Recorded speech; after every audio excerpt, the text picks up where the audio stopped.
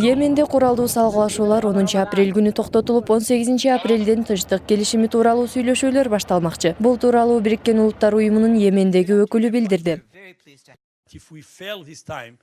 Менимче согушту токтотуу үчүн бул биздин акыркы мүмкүнчүлүгүбүз. Кырдаал барган сайын татаалдашып баратат. Куралдуу салгылашуунун мындан ары да улануусуна жол бербешибиз керек.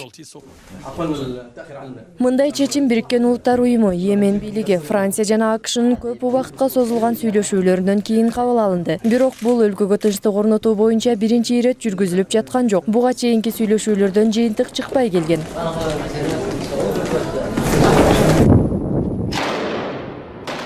Эскерте кетсек, Йеменде куралдуу салгылашуулар өткөн жылы араб коалициясы аралашкандан кийин күчөгөн. Алар өлкөгө президент Абдырабы Мансур Хадинин кайтаруу үчүн хуситтерге карата аба соккуларын колдонушкан. Бириккен Улуттар уюмунун маалыматына ылайык, ошол күндөн тарта аба соккуларынан 6000ден ашуун киши каза болгон. Алардын көпчүлүгү жай тургундар.